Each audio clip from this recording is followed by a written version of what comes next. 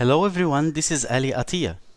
In this brief video, we are going to introduce the rolling element bearings defect frequencies and answer two confusing questions about the defect frequencies in the vibration spectrum. First, this is an introduction to the rolling element bearings, which are the most important components in many machinery and mechanical systems, as bearings supports and guide the other machine components and permit relative motion with reduced friction. However, like any mechanical part, those bearings are exposed to defects that can lead to system failure. Using vibration analysis, we are able to detect the rolling element bearing defect frequencies and monitor the bearing condition and failure stage. Defining the defect frequencies.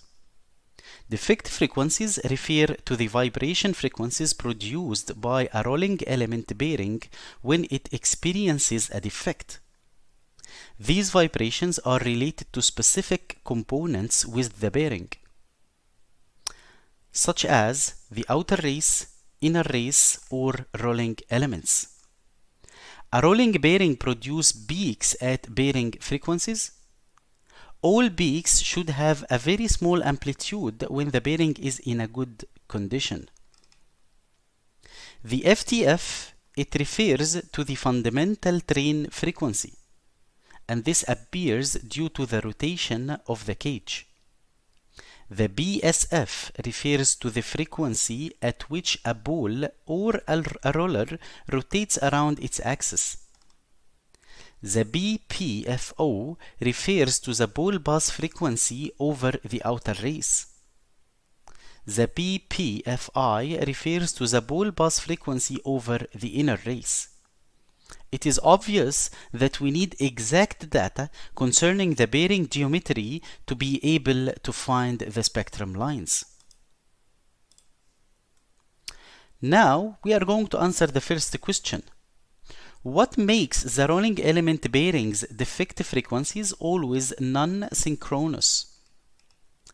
As the defect frequencies of the bearing are calculated through an equation based on ball diameter, pitch diameter, number of balls, and the contact angle, noting that the contact angle parameter will never give an integral value. So the contact angle is a key parameter in the bearing design, and it affects the distribution of load and the motion of rolling elements within the bearing.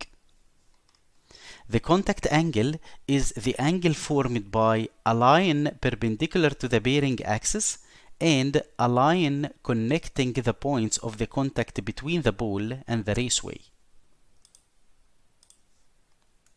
Second question is, what makes the rolling element bearing defect frequencies not always constant, which means it does not show up at the calculated bearing defect frequencies? This may be due to manufacturing imperfections. The manufacturing process of bearings introduce different tolerances and imperfections in the geometry of the bearing components.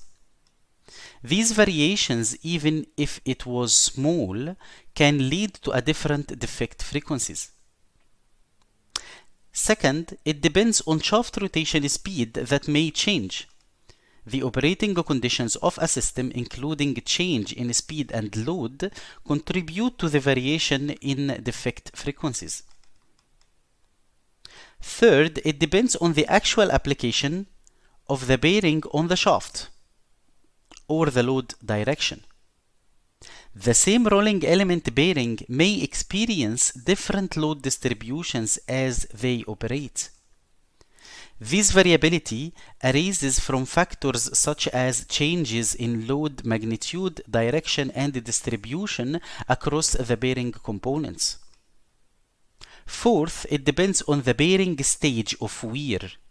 This reason will make the frequencies continuously change. As the stage of the wear change, the frequencies will change as well. So, see you soon in another brief, and thank you.